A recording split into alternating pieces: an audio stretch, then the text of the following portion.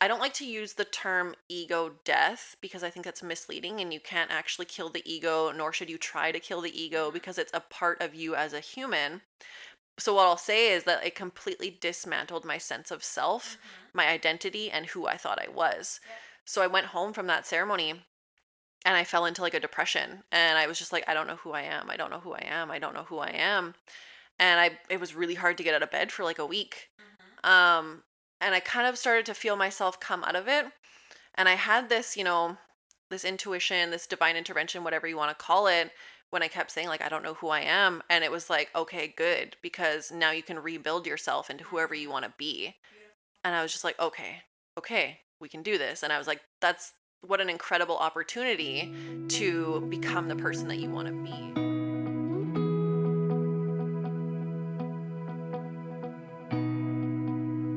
Welcome back. Yeah, we are back again. We are back. And today we're going to talk about like really, really personal experiences. So today we're going to talk a lot about psychedelics and specifically plant medicine that really allows you to connect and tune in not only with nature and just like that sense of a higher feeling, a higher oneness, and just really being connected to all that is within ourselves and without ourselves, outside of ourselves, to really use that as a self-development tool, to heal and just to overall improve the quality of ourself and actualize our sense of self. So I know we both have tried various plant medicines, and we have our own experiences that I would really, really love for us to kind of go into. So yeah, I'm excited. Yeah, very excited. I can't wait to. These are stories that I've actually never shared Oh, wow. publicly. I've never shared my journeys with ayahuasca, bufo, or really mushrooms. I posted a little bit about it like on my Instagram and stuff, but never like details. So I'm excited to like get Oh, into it share and it. like share. And some of them are some of the hardest experiences of my life, but also the most Mm, like profound mhm. healing I've received through like plant medicine and psychedelics. So yeah, I'm excited for this one. Yeah, me too. I actually haven't shared mine publicly either. I remember, so I did Wilka. Like this is the one that I really really want to like share with the world. I guess our little community.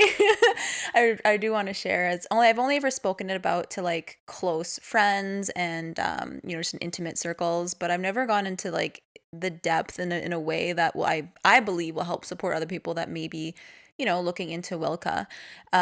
So just to kind of start off for anyone that doesn't know, Wilka is a sacred plant medicine, and Wilka is located from Peruvian tribes in the Amazon. And what's really neat about Wilka, I don't think it's quite as widely known about. So I think it's more commonly known as Yopo. If you were to look that up online, you probably more commonly see Yopo. And I don't know much of the details exactly of what Wilka consists of, but I know it is something to do with a tree and it's like mixed with something else. And it is a very, very sacred plant medicine that specific tribes have used for like centuries. It contains DMT, right? And it contains DMT. Yeah, that's So that's the psychedelic component, is it? And it would be exactly, yeah. DMT. And I Yeah. think the plant, like, anyways, I know Wilka and ayahuasca, they're both DMT based, and that's really what gives, that really profound effect, well, psychedelic effect for humans, anyways. Yeah. Yeah. Mine personally were so my first ever big psychedelic experience was with bufo. Also contains Mhm. DMT. So bufo is the secretion from the bufo alvarius toad.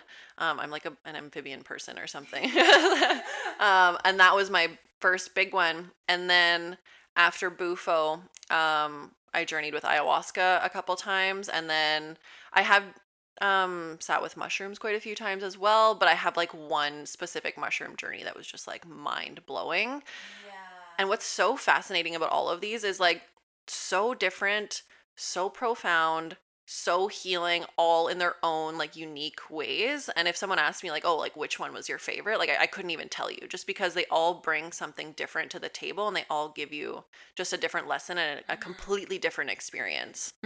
Yeah, I have sat with mushrooms one time, and it was a really intense experience. Mostly because to be fair, and I'm not going to name any names, just I really do believe it really consisted of the people that I was with.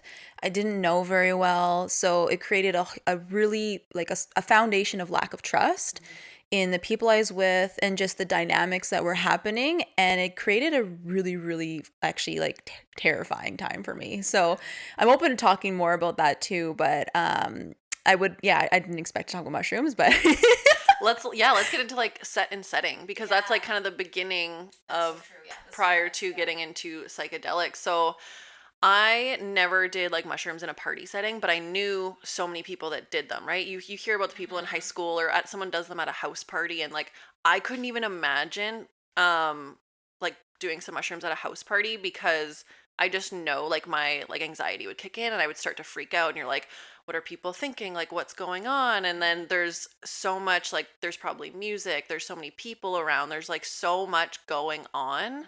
Um and then if you start tripping, like I just see how it could be so overwhelming. And I've heard a lot of people have like really, really bad experiences yeah, in that that I way. think people quote unquote having bad experiences, just like if you were to go to a business and someone leaves a review and they have a million good reviews, that one bad review sticks out. And I Yeah. think that is also with psychedelics, right?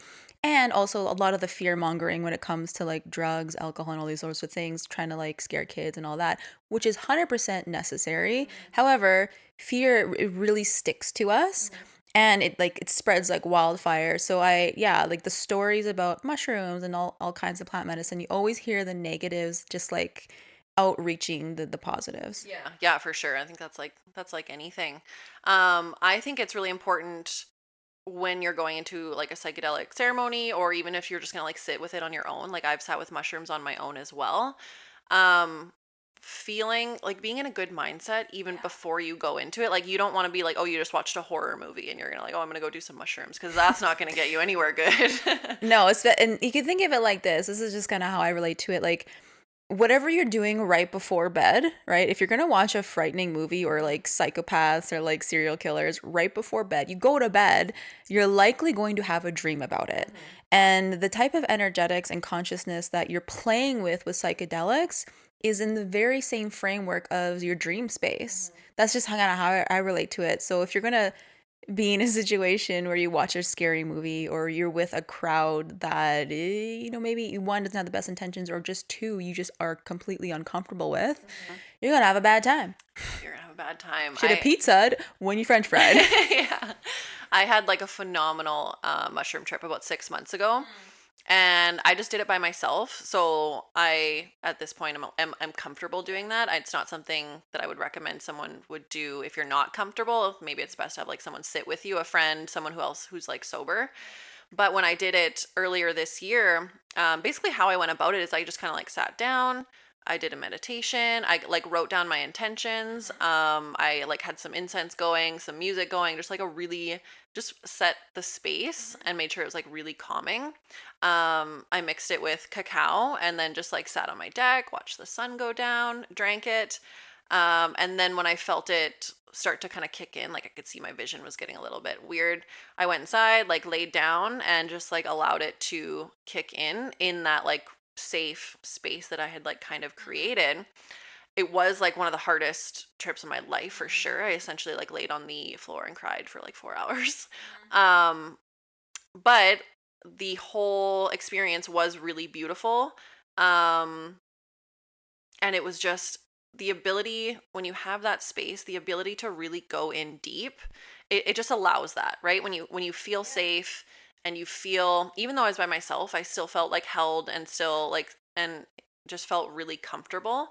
And that is what allows you to really like go in deep and kind of like receive the healing and the messages and the lessons and stuff that you need. Yeah, I'm curious if you're open to sharing like what came up for you that the medicine was able to highlight for you. Yeah, so the first thing that started to come to me was the healing of female lineages, essentially, is what it was. So I started to see all of these different women, and it was like they were healing me, and in turn, like my healing was healing them.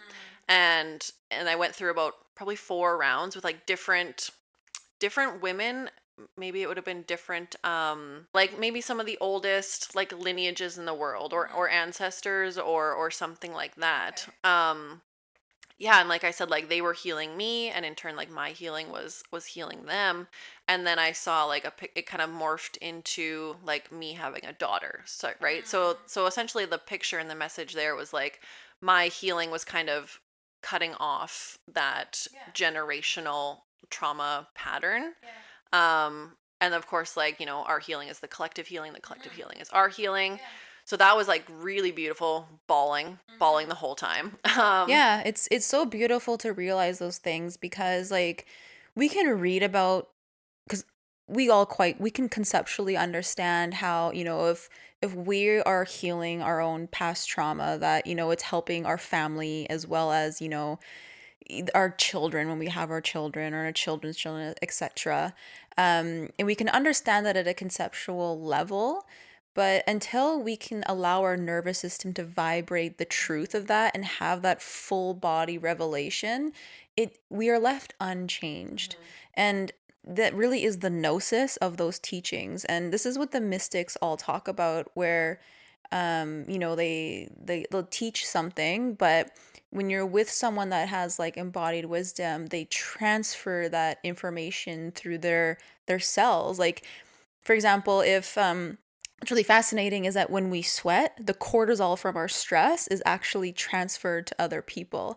So this is why, yeah, this is why you can actually, like, when you go to I don't know, like a dance floor or something, and like, a fight's gonna break out, you can feel it like instantly. It's because of the cortisol that's being sweat out, and we can feel that. So the reason why I bring that up is because when you're like with someone and they've actually had that embodied knowledge and the gnosis of those teachings, it can transfer it to you. But when we're reading books and we're understanding it at a mind level, it's so hard.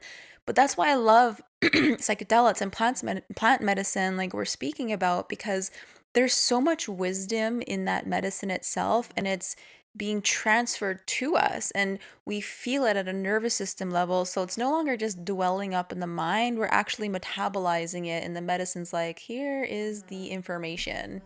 Yeah, I was definitely probably in that prior to that trip, right? Like I Mm. read about it, There you go. And you're understood it. integrating it, you're metabolizing it. Now it's gnosis. Yeah, and it goes from like just being in the mind to like feeling it, which is what I got during that experience. Yeah. Yeah, it was incredible. It was really beautiful.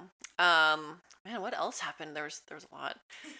One of my favorite things about doing psychedelics is when you like dissolve out of the physical. I just fucking love that. I just love feeling like you're just free, like you're literally a free spirit, essentially, is what it was. And I remember in this trip connecting with my grandmother, actually, who our family like originates from Scotland. And I connected with her in like the Scottish Isles, which I've never seen before, never been there before, don't know what they look like, but you just know, right? When you get these like visions and pictures and stuff come up while you're doing psychedelics, it just like comes to you like where it is. So that was really beautiful too, and was just able to connect with her, and we were just like happy. There was so much like love and stuff like that.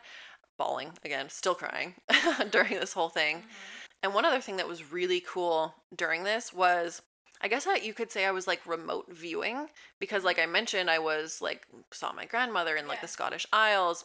I was over the coast of like Tofino, which is out on Vancouver Island, and I remember feeling like the sky. Like I was so big, I was so like expansive, because lots of times when you do psychedelics, you will leave the physical, and you just become one with like nature and everything else. So that's literally what I felt like I was the sky, and I was like, wow, I'm so big. I just felt like it was a really really incredible feeling. Um and what was so interesting about this trip is like I mentioned, I cried for probably 3-4 hours. It wasn't all really like beautiful, and they never are, right? There was a lot of stuff that it showed me from my past that maybe because I didn't have the memories of it, that I didn't understand it. So like I knew there was something there, but when you can't understand something at an intellectual level, it kind of just like floats there, and you're like, what was that? How did that happen? Like, and you're trying to understand it, but you can't because you don't have the memory. So there was some stuff that came up there too that really gave me so much clarity and a lot of healing and the ability to understand those situations. And then when you come out, now I can like integrate and really understand Mhm. what happened, and kind of like let that go, because that Yeah. question of like what happened, how did that play out, like how did I get into that situation, you just understand it now, and you're like, okay, now I understand it, and now I can like kind of let it go. Mhm. So yeah, there was some really, really highs, really good highs, really low lows during that trip. Yeah. Um, yeah, and it took me probably, I don't know, I would say 2 months to like really come to terms with that. And of course, anytime I do psychedelics or even Cambo as well, I go through like a 2 month integration process because Mm. it shakes so much up in you. Yeah. And when you're having so much emotional release, you really have to like recalibrate Mhm. and pick apart the trip. Like I'm a big journaler. So what I do is I'll go through and I'll write like all my key points when it comes to like these trips, and things I did understand and things I didn't understand, and then revisit it like every Mhm. week, every 2 weeks, or even 2 months later, just to kind of try to Yeah, see what else landed. see what else landed, or maybe something didn't make sense right afterwards, but 2 months later you're like, oh, like that's what that was, kind of Mhm. thing. So yeah, like that was just a phenomenal trip, and again, one of the hardest ones I'd Mm. done. Yeah, that's really cool. Thanks for sharing. Yeah, the one mushroom trip for me, it's so interesting because the intention was the whole setup, the trip to be this like beautiful, like chill kind of thing, but it just exploded so quickly because it was completely out of my hands. I was Mhm. joining in for like a birthday thing, and supposed to be like a couple of girls that one of them I was just meeting, one of them I was really close with, and then there's just a whole bunch of people that were invited that I had no idea who they were, and they were all dudes, and it was just like, what is happening? But it was a lot of fun. And we took a high dosage for my first time, and yeah, like there's just like I said, there's dynamics that I had never experienced before. I didn't know them, so the foundation of trust wasn't there. So I was already sitting in this like um paranoid, kind of like unsure and like just skeptical kind of foundation in my body, and like whatever, like we kind of shared this already, but whatever foundation you're sitting on will be amplified, right? So the medicine showed me that very quickly. But what I want to really highlight here, because again I took a high dosage, everything was so beautiful, and we were in nature, a really really beautiful area. The sun was going down, the sunset, like I was like, just my eyes were just in awe. I was crying. I was like, wow, this is so beautiful. And then you see the sky because we're like we're not in the city, so like the stars were just Mhm. amazing. All the trees, like we're in the forest, so like everything was breathing, and it was just like, oh my god, this is why I love nature. Yes, yes, yes. Like it was all so beautiful, and we're listening to music that I actually was able to choose, so it was like really beautiful music. So like all that shit was great. Um, but yeah, it was just, yeah, anyway, so the medicine showed me like this deep paranoia and this lack of trust that I had in the situation. And what it highlighted for me was my own wounding around friendships. And this is just kind of like a reoccurring thing that I have, that because of just the way that my imprinting goes with friendships, from when I was a really, really young kid. And it was like a hard thing. Like it was really tough. I'll just share it really quickly. So when I was in kindergarten, so I was 5 years old, I had this like, not kindergarten, maybe grade three, around there. I had this friend that I was best friends with since kindergarten. So like, these little kids, right? I had like her best friend, and then all of a sudden this new girl came to town, and like all of a sudden like I was nobody. I had no friends. I got bullied, and like it was hard though, having that flip. So that is like so imprinted on my heart. It's wild when I still reflect on it, Mhm. and it's so fascinating to see how it like affects every single relationship that I have. And also like I have an older sister and a younger sister, and our relationships are just like not the best. So that also is like all enmeshed and Mhm. entangled in my blueprints for sisterhood and Mhm. friendship. So anyways, that was mixed in with the lack of trust, and oh my god, like it just highlighted that for me. So yeah, okay, I had the lack of trust, and as even at this point, I like to think that I'm pretty intermediate, if not advanced, when it comes to, my healing and my self-awareness, and just how knowing how to like understand my nervous system capability and like regulating my nervous system. So I was doing all of that, but when you're in it, especially with something like a plant medicine or like mushrooms, like your whole reality isn't your reality anymore. It's like something else, and there's zero ability for you to pop yourself out of it. So like you're in it. So I'm like, okay.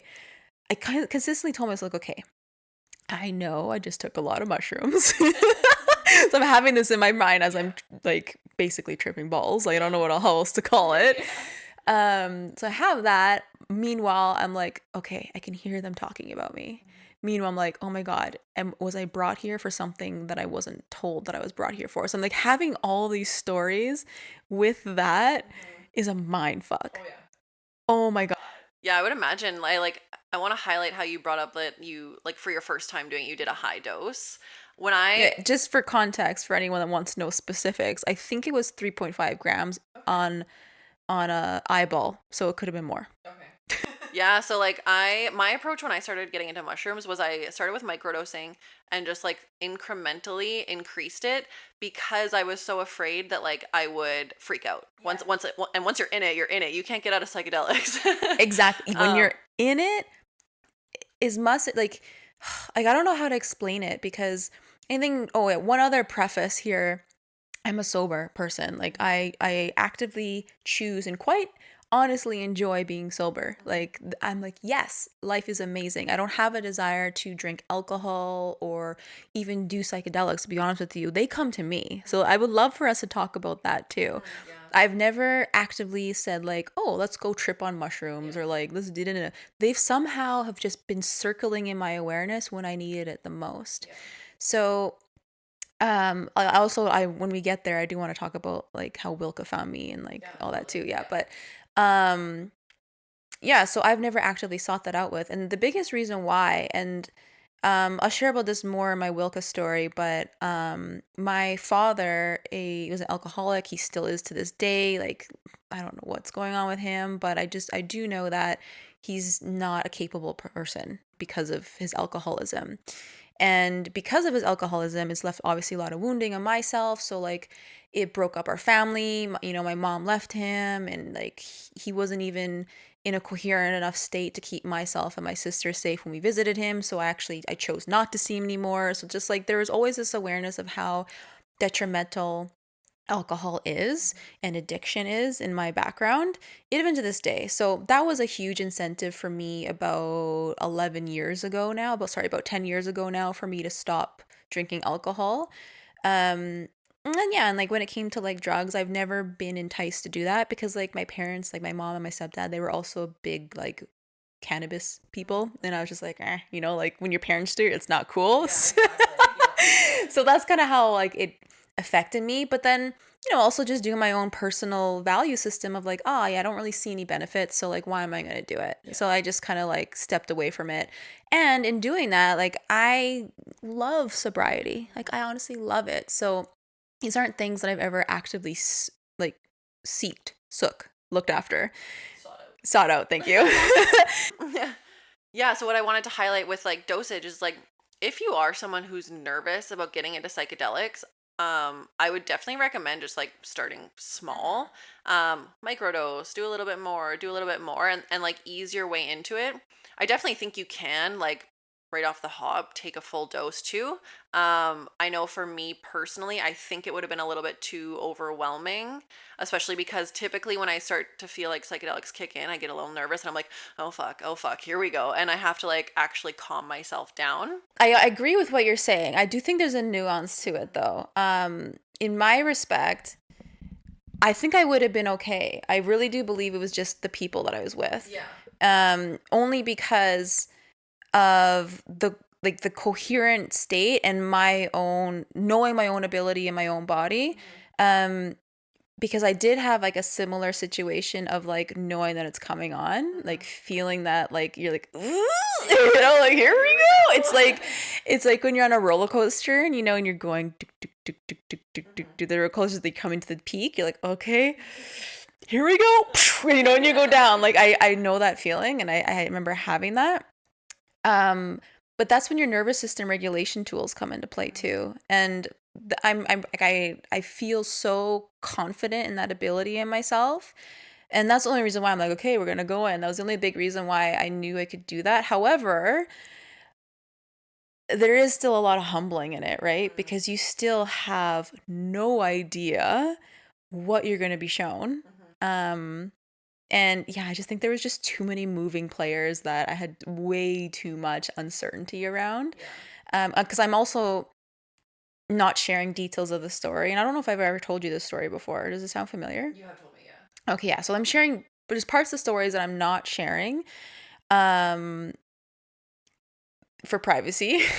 So Yeah, I think when that feeling starts to kick in, like you can feel it coming on, that's when, of course, the fear kicks in for me. So, like, my tactic is like, I know I know almost every time the fear is gonna kick in, and I just tell myself like, you're safe. Just breathe, because my heart rate comes up and I get really nervous, and it's just like, just breathe through it, just breathe through it.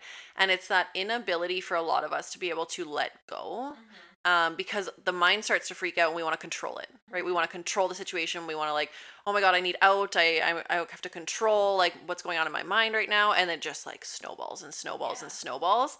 So like, yeah, like you mentioned, the nervous system kind of tools that you use to calm yourself are like super, super handy. yeah, and I guess to go into the tools a little bit, like this is why it is so important to set the space, because if you already are in, say, a setting like your home, you're safe, secure in your home, you can remind yourself. That's one really clear thing to remind, like, oh, hey, I'm at home. My walls are around me. I know, I set, da, da, da, da. You can remind yourself of the space that you set for yourself.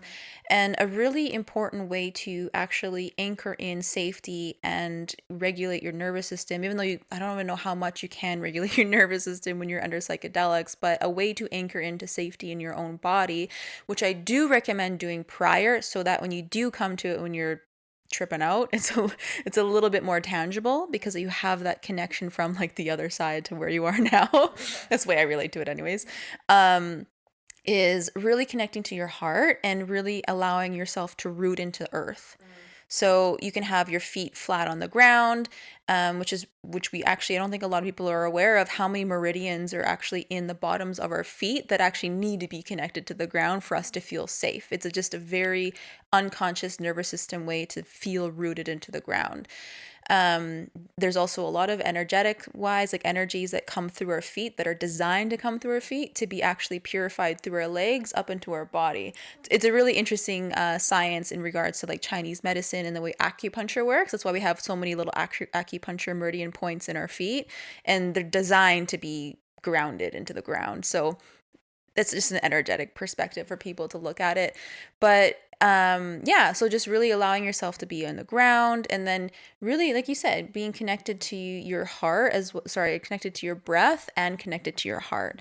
And the breath is like the most potent way to really slow down your heart rate, which is a deliberate, intentional way to regulate your nervous system, right? Because if our heart is, was it percolating? Palpitating?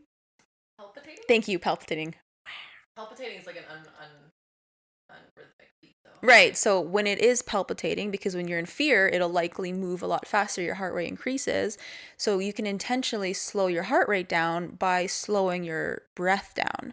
So taking long, slow, deep breaths. And the thing is, with fear, you're immediately popped out of your body. So this is why, again, intentionally bringing your awareness to your breath. So you can easily just bring it to your heart or your belly. So when you're taking a deep breath, you just kind of allow, like, just bring your awareness to your breath moving in and out. It's quite literally, if you've done any type of meditation, you see it's usually how it starts out, just bringing your awareness to your breath. Usually, not always, but very common way. And that is how you regulate your nervous system. This is how you slow your heart rate down so that you're not freaking the fuck out. Yeah. Yeah. Did you want to share your Wilka story? Yeah. So yeah, I guess maybe so with Wilka, so my history is that I am a sober person.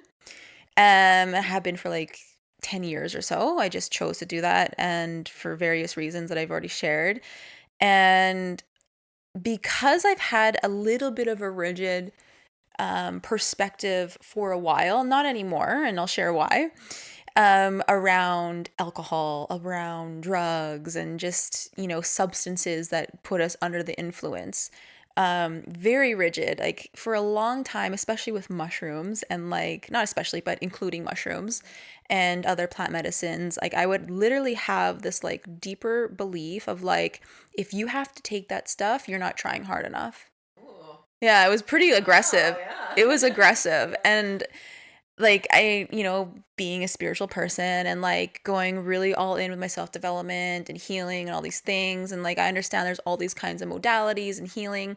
But I had this core belief that if we couldn't do it without substances, then again, we weren't trying hard enough, or like, there's not necessarily there's something wrong with you, but like, um, even more so, like you're weak or something. You're depending on something outside of Yeah, yourself. and if you're depending on something outside of yourself, then no, like there's something wrong with that.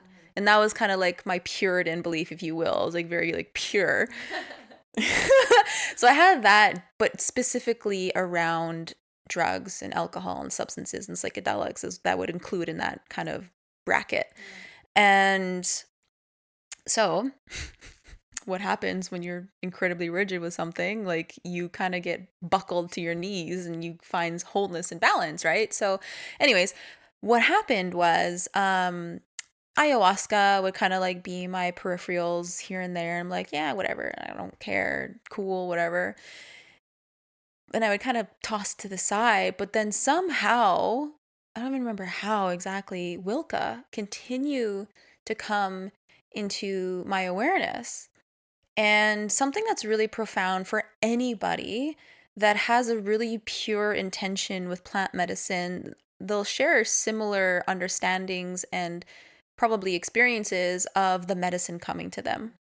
And I remember hearing that for like so many different people, like, oh, the medicine called me, or like Mama Aya's calling me. Like, I would hear things like that before I was kind of in the, in the sphere, and be like, fucking people are dumb, like, it's just like, what the fuck are they talking about?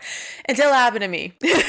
So anyways, Wilka kind of kept coming into me. So, and it was very quick how it happened. Once it happened, it happened. And then I actually ended up asking a friend of mine. No, sorry, I didn't ask a friend of mine. I told them, or no, how'd that happen? I asked him what his thoughts were on plant medicine, because at this point I considered him as not really a mentor or a guide, but someone that I would go to, just for like their opinion on spirituality and like books and those sorts of things. So he's like, he said something to me that was so profound in a way that like, oh my God, you're right.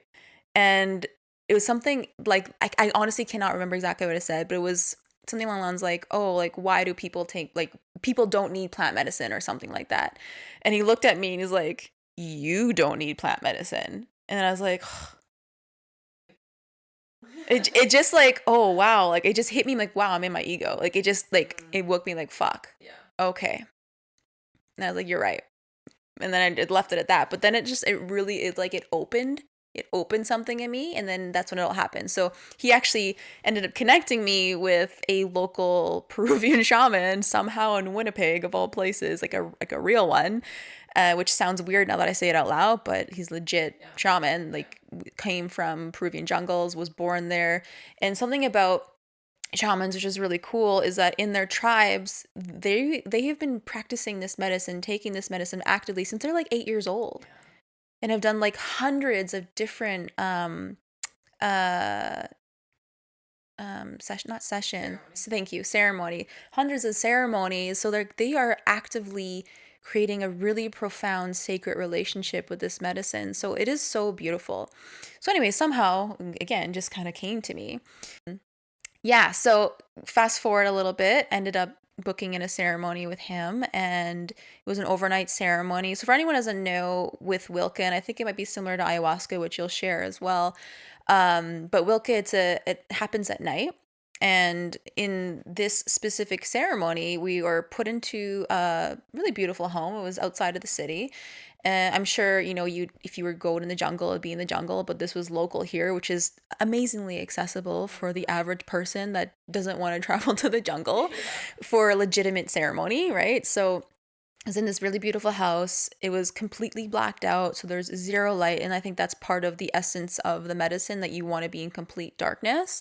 So everything was blacked out. It was just myself and a girlfriend at the time, so it was really private. And usually there's like 10 people or something, like, and you're all kind of in there just like hovering over buckets. So anyways, overnight. And what I really liked about this is that for me, oh, sorry. Another thing about Wilka is that it's a snuff. So it's a snuff type of medicine. So they put it in, I don't know what it's called. Maybe it's called like The tepi the or t- a pipe yeah. or something. Yeah. So you had the one that, like, a really long ceremonial one, which was, it was really, really beautiful.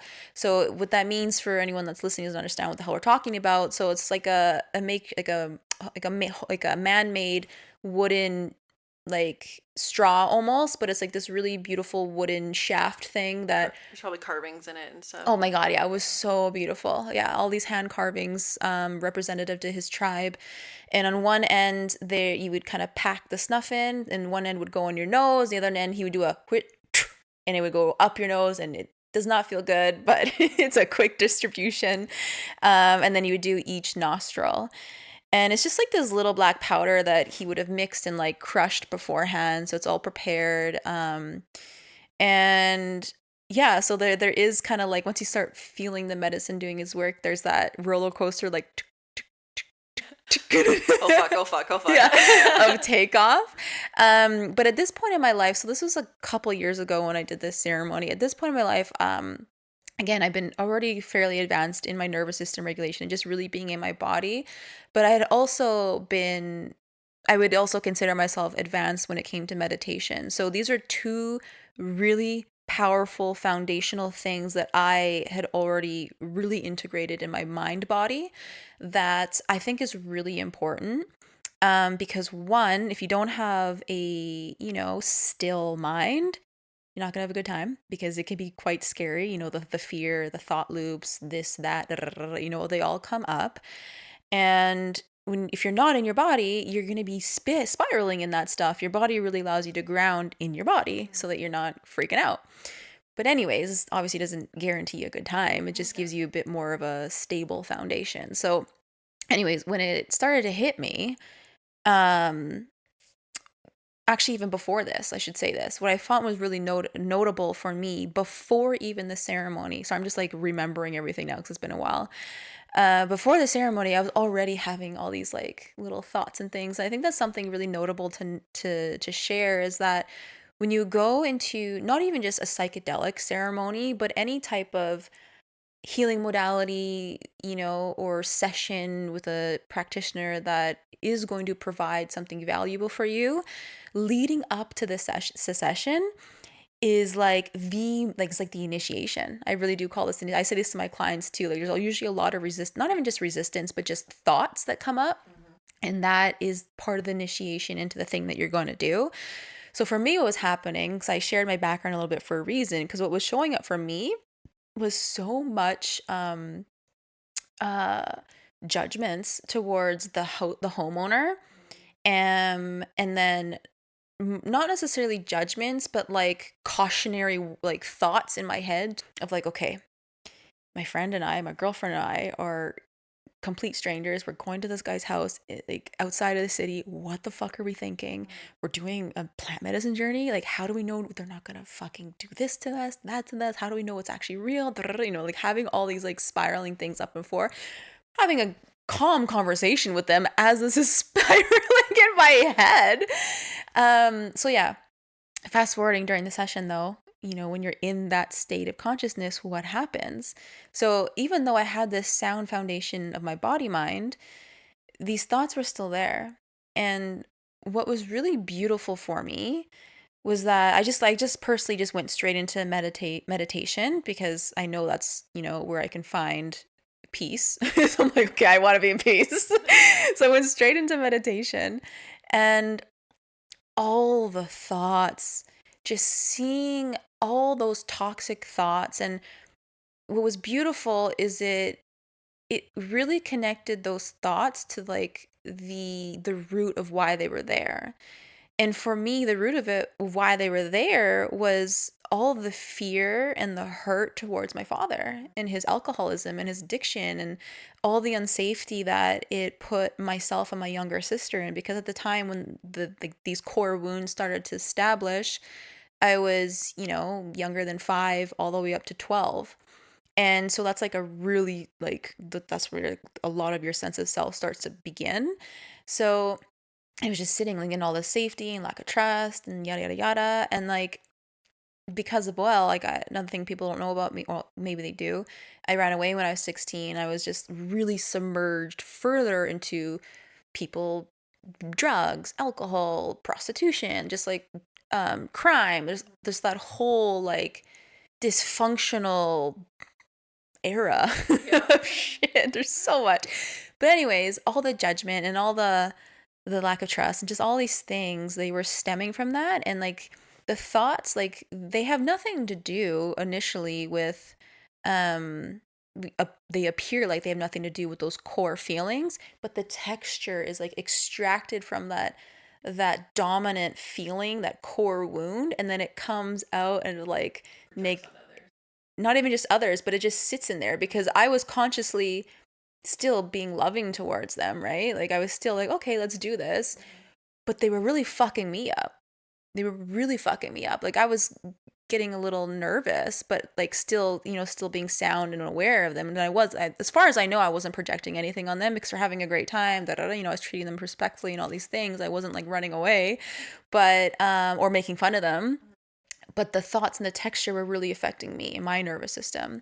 So yeah, like it just really highlighted the core where it came from rather than ruminating in the texture of the thoughts and then trying to analyze the thoughts and maybe, I don't know, fucking journaling about it. Nothing is wrong with that, but like, just spinning my wheels more than maybe what I could have been doing.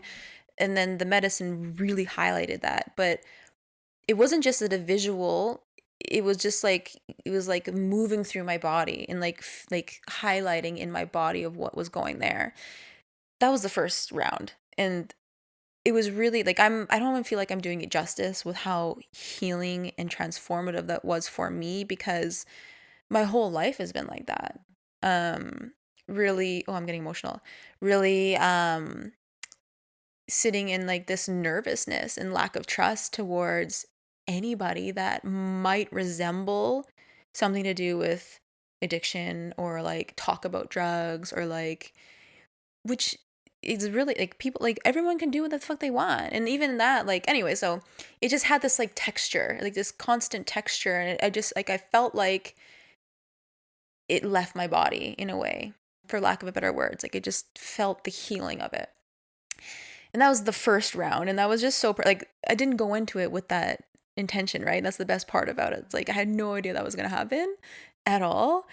But then the second round came, and same, the up the noses, so the distribute that way. And this one was really beautiful. So the first one was very much like just like healing and like not very visual. It was just like it was like I can kind of see like maybe some lights and stuff, like, but my eyes were closed most of the time because like I was just really like moving through what the fuck this was. And then after that, it felt like a really, really one of my deepest meditations ever, which was really beautiful. So in the second round, this one was more in my body, which I thought was interesting how it like flipped. I thought that was really exciting. I didn't know much about Wilka. I didn't really know what type of experience it would be. My understanding was completely psychedelic, but this one was kind of like in the body and psychedelic, where I opened my eyes. I was actually afraid to open my eyes in the first one. So I didn't really open my eyes. I opened my eyes in this one.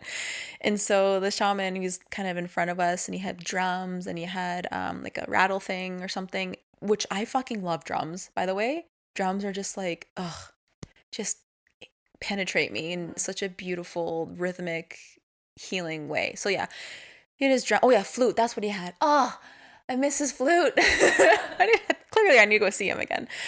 Anyways, Yeah, so I opened my eyes, and this is when I could start to see some like psychedelic effects. Where again, this is pitch dark for everyone, just to remember the area, what's going on here. Pitch dark, and I could see that I was clearly in the rainforest. I'm just like, oh yes, wow. So I'm just like looking, and then I could see the shaman. He all of a sudden he has like 10 or 8 arms. I was like, oh okay, he's doing something over there.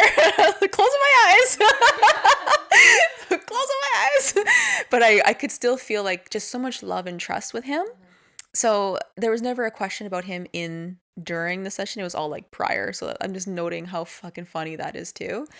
So yeah, I just felt so much beauty and love from that. But I could still feel, I was closed my eyes because I got freaked out. So I closed my eyes. I could still feel I'm in the rainforest. And this is what's really cool. And I've actually heard things like this from other people with ayahuasca and other plant ceremonies where they like transform into an animal. And then I started to turn into a jaguar. And I was on my all fours at this point. I had my sleeping bag on me because I was like, oh, I don't want anyone to see me. Even though we're in pitch dark. So I don't want me to see me. So I cover myself. And I'm just like moving my body. And I'm just like, oh. So I was like very, oh my God, it felt so good. So yeah, it's just this jaguar just moving around. And then I started like moving my tail, and my leg became my tail. And then all of a sudden I turned into a snake. So now I'm a snake. So I'm like, that's pretty cool. So now I'm like, use my leg, and I'm just like swirling around like a snake. And then because I have my sleeping bag on me, my sleeping bag felt like my skin. So I started shimmying my skin off, and I started shedding his skin. It's like, wow, this is really metaphorical. Totally, Yeah, so that happened. And then I just somehow just decided to lay down. I laid like very straight, like straight on my back. And I felt this light just like shoot up from my legs, up through my whole body, up through the crown of my head. And I just had this like light just like shining through me. And it was just so beautiful. It was just very gentle, very like just reminding me of like what's available, I guess. And that was like the majority of it, just all of those things. And this all transpired over whenever it got dark. So I think it was probably like 8 p.m., maybe 9 p.m. or something, until like the wee hours of the morning. And we didn't get much sleep. Eventually I went to sleep, I think. I don't, I don't quite remember. Um, and yeah, he left, and we had breakfast, and we talked about our stuff. But for me, what really landed for me was one, just really noticing on where how rigid we can be, not only with our own rules, um but just with our own viewpoints in life and our own value systems. Because yes, have conviction, yes, have values for yourself, but at what point was it calloused over from a wound? And when it is calloused over from a wound, like for me, like had I not done that experience, I definitely would never have received the healing in regards to like the pain that and the fear and the lack of trust I had towards just anyone that, decides to do mushrooms or even decides to have a sip of wine every once in a while. Because it's not like I had like consciously had that.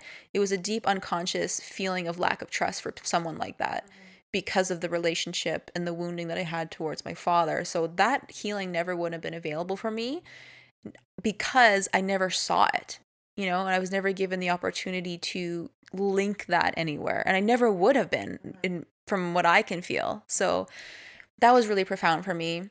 And what that allowed was deeper access to my own love and power. And that to me was like the representation in the second portion of the journey. So I was like, fuck, well, that's a lot. there's a lot there. Oh my God. Oh wow. Yeah. Wow, yeah, there's like so much there that is like similar in yours that was like I can relate to mine. Not specifically like the psychedelic experience in general, but I like that you mentioned that you don't go looking for psychedelics, like they come to you. I think that I can relate to that 100%. Anytime I've ever sat with psychedelics, it's always been like that. Specifically ayahuasca was very showed up very prominently for me. So like ayahuasca was so similar in that respect. It's like I had heard about ayahuasca maybe 10 years ago or something. But it was like, oh, like one day that's cool. I'm going to do that one day and then just let it go. Um and then I got into Cambo and then Bufo and then I still knew like I wanted to sit with ayahuasca, but it wasn't preparing itself. I wasn't going to Peru. I wasn't doing anything until the call to do it got so so strong. It was very similar to Cambo. It wasn't like, oh, I want to do this. It was like I need to do this. Right. And what's interesting is people will notice if you've ever gotten a call to any medicine, it starts to show up everywhere for you. Exactly. Yeah, like it's just so with ayahuasca, one of the symbols of this is like the serpent. So I started seeing like I started to become weirdly obsessed with like snakes. Like I was like looking at snake tattoos and like I don't even like snakes. I was like I don't know why I want to get like a snake tattoo on my arm. This doesn't make any sense. But I was just like weirdly obsessed with like the visual of like a snake.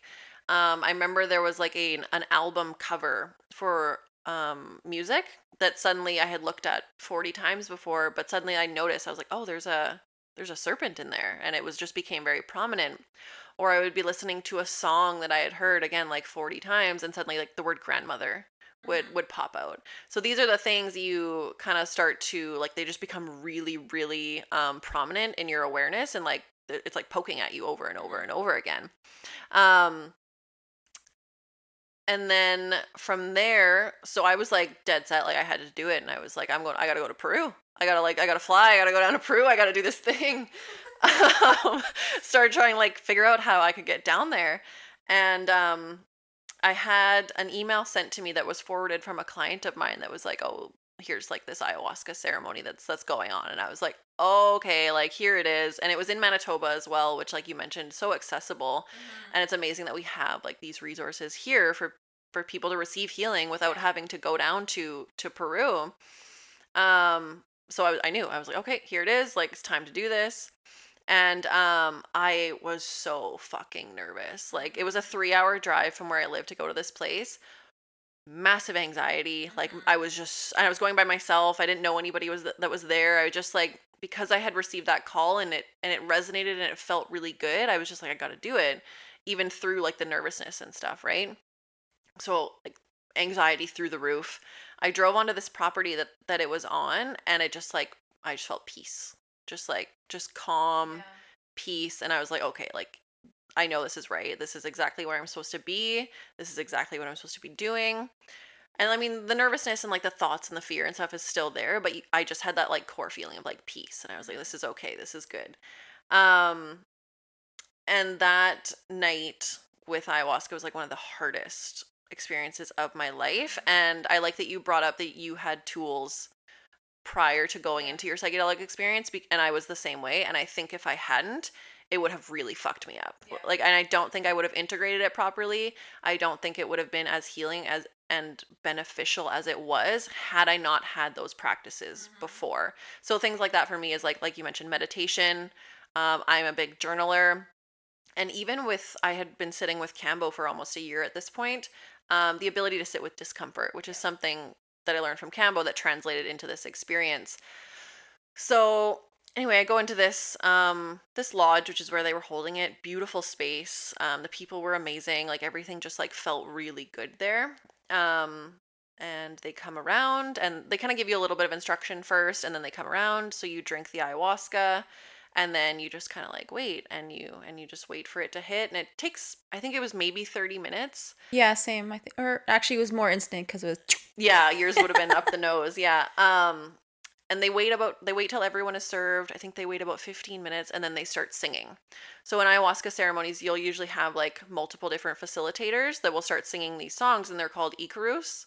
And they're just like these people have the most amazing voices and the songs are just like just phenomenal. And they go around and they sing them in like a circular motion because they're seated at different points in this lodge.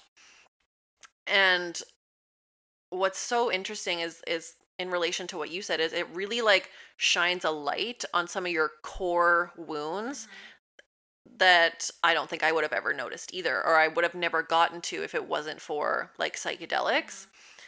And the first one that came to me was um a core like abandonment wound that I had had when my grandpa died when I was like 8. So I remember my grandpa got sick with cancer. I think I was around 8 or so. And he got sick, and my family didn't talk about it, right? Because we didn't really talk about feelings. That wasn't a thing. So he got sick, we didn't talk about it. He died, we didn't talk about it. And as a child, you're just like, you don't understand. Like, you don't understand death, you don't understand missing someone, you don't understand grief or anything like that. And I never related this at the time, but after he died, I developed like weird existential dread. Like, I always thought I was gonna die. Yeah, I that's actually common for a lot of young kids that don't have that conversation with their family when someone dies. Yeah, and I Mhm. and I had no idea. I remember Mm. having it when I was young. I remember going to sleep every night thinking I was gonna die. I remember having like anxiety attacks and stuff, but I couldn't connect the two. So what ayahuasca brought up for me was this, like his death, and I essentially had to go back and grieve it and feel it like I should have as a child. So it was like I was, like I said, 8, 9, 10, something like that, and I was like grieving the death of my grandpa, which would have been like a core abandonment wound for me, stemming from being that age. And that was just like I was just like bawling and crying in this ceremony. And that's that stuff, not that specific experience, but I kind of expected things like that to come up. The memories, any like trauma, any like emotions that need to be released, like that I was expecting. And I kind of like moved through that and was like, okay, all right, that was, yeah, pretty much what I expected. And then this is where like shit just went off the deep end. And I was not expecting it, and I started to have a resistance to purging. I didn't want to purge. I didn't want to puke for some reason. Being a camo practitioner, you'd think that I would have been okay with like purging. I literally made it so clear. I was like, I do not want to purge. I don't want to. I don't want to. I don't want to. So I resisted it. And what started to happen is I started to feel, the first one I felt was like little energetic fingertips kind of going up my side, going around my body, coming up to this side. And I felt, and I tensed, right? I was like, whoa, like, what is that? There's something like in my body. And I heard ayahuasca's voice like clear as day. And she was just like, if you don't let me in, I'm going to make you puke. So I was like, okay. I was like, just relax, just like do your thing. And I kid you not, I felt digging inside my body, like pushing, pulling, moving things around. Um, like literally, I could feel like my organs moving around. It was the craziest feeling ever. And then she gave like one good push downwards, and I was like, I gotta go to the bathroom. I was like, holy man. So I go to the bathroom, and if anyone's ever like sat with ayahuasca before, like the Bathroom was not a good time. I did have to get up and go to the bathroom, and it was like Alienville. right, like I swear to God, like I shit demons. I kid you not. Well, I didn't have to poo, Okay. but I having to get up was just like a whole experience Oh because the yeah. lights go on, and you're like, do I look in the mirror or not look in the mirror? Yeah, yeah. But of course, that's a really common way to purge, right? If I had a resistance to it coming up, yeah, got to get it out some way. Um, and then I came back anyway and laid down, and it just like kept going. I could feel things, beings, entities digging around in my body. And it didn't feel malicious. Like, it felt good. It felt like this is really fucking weird. This is really fucking scary. But I didn't, like, I was like, they're trying to help. Whatever's going on right now is for the best. Even at one point, I felt like I had golf balls like being pulled out of me, like, so like blockages or like emotion and stuff like that, just being pulled out of my stomach, out of my throat. I could feel like things moving around in my throat. I could feel things moving in my face, moving in my mouth. It was just like so physically overwhelming and mentally overwhelming. To I sat through it fairly well. I didn't like freak out too much. Um, but there was so much going on in my body at the time, and I was also having like these really crazy visuals. Like, I was in a computer program, like a 2D computer program, and it got to the end, and I was just so exhausted, and I just was like, make it stop, make it stop, make it Mhm. stop. And I just wanted it to end so badly. Um, and then at that point, like everyone else was kind of out of it and I was still in it. And the visuals just like, it wouldn't stop. So, finally this guy came in, like he sat beside me, and I ended up having to make myself throw up Mhm. because I think like that purge just like needed to come up. Yeah. I had a resistance to it. I could feel it sitting in my stomach, and it was just like sitting and sitting, and I was just like, it's got to come up. So I finally made myself throw up, and I was still not feeling good. I was still struggling, and this guy leans over and he goes, "I know this doesn't make any sense right now, but just let go of the struggle." Mm. And boom, like I just snapped out of it. And I was like, "Oh." I was like, "You're right." And I laid down and went to bed. Like just like so, and I had no idea at the time that I was just like resisting, resisting, Mhm. resisting, resisting, on an unconscious level. I just had no idea. But after that, and this is the part where I really, really fell apart. Um, when we have a lot of like trauma and stuff like that, our whole personality and our behaviors and everything we do is like built off of that. Mhm. And when you have all of that removed in such a short period of time, I completely fell apart. Yeah. And I don't like to use the term ego death because I think that's misleading, and you can't actually kill the ego, nor should you try to kill the ego Mhm. because it's a part of you as a human. So what I'll say is that it completely dismantled my sense of self, Mhm. my identity, and who I thought I was. Yeah. So I went home from that ceremony and I fell into like a depression, and I was just like, I don't know who I am. I don't know who I am. I don't know who I am.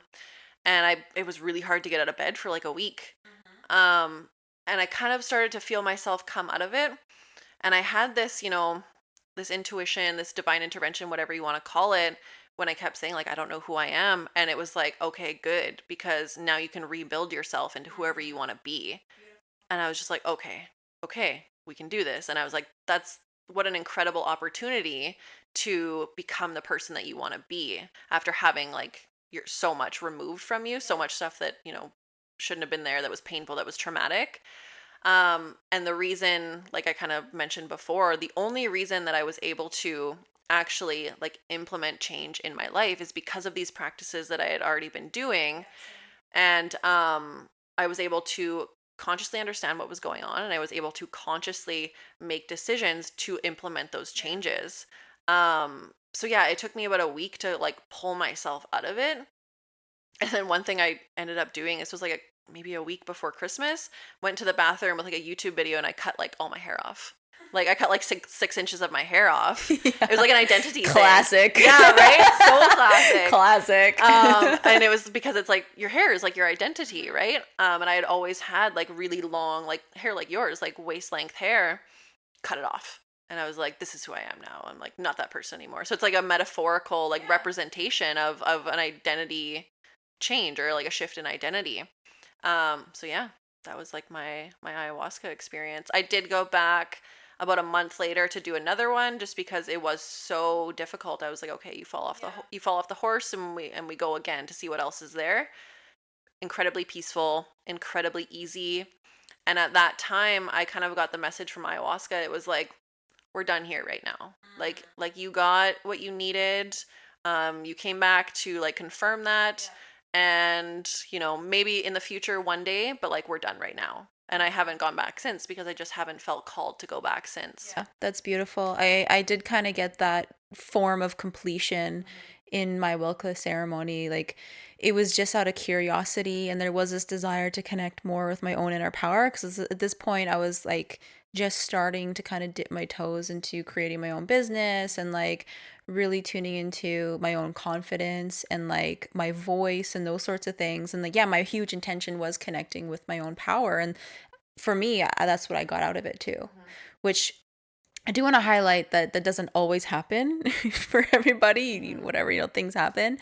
But I also really want to highlight, like, kind of double click on this aspect of the foundations that you and I went into, our like different ceremonies, but both had this like foundation of like having some form of anchoring and like grounding in our mind and our body.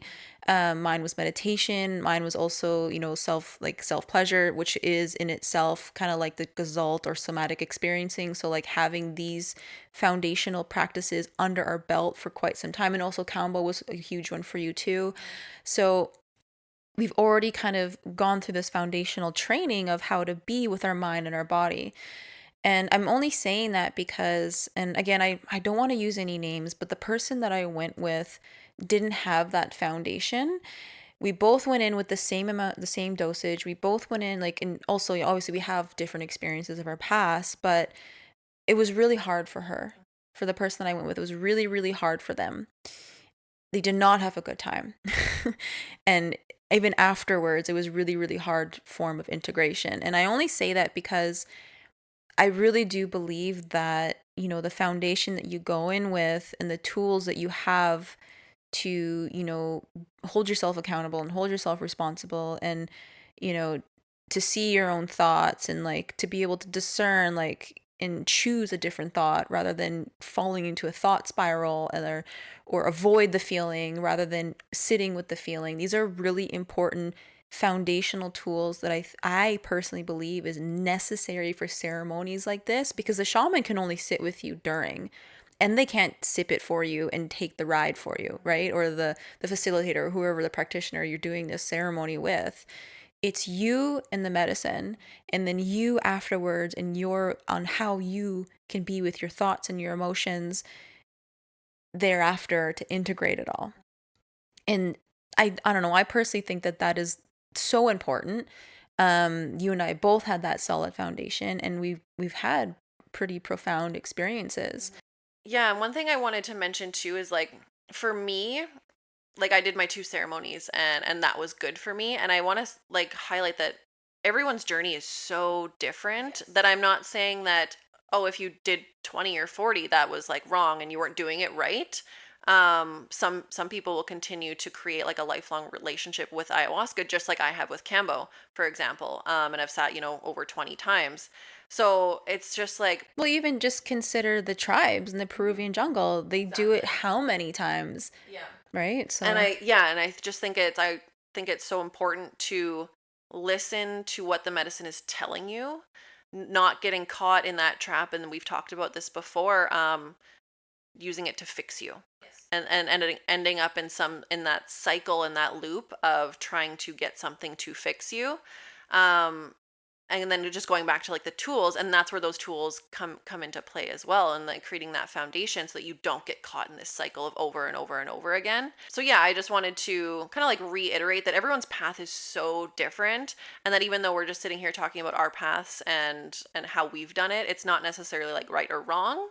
um but I do think like having integration tools is like will benefit and put you miles ahead of not having those tools. yeah, and that kind of makes me remind myself and just kind of circling back to what you talked about with your own identity dismantling and that is like your own identity. There is that identity that died, the one that you're used to like being out in society, the one that really sunk in and like held on to whatever those other wounds were that created the texture of your experience and created the thoughts that made you do and say and behave the certain ways that you did in your life gone.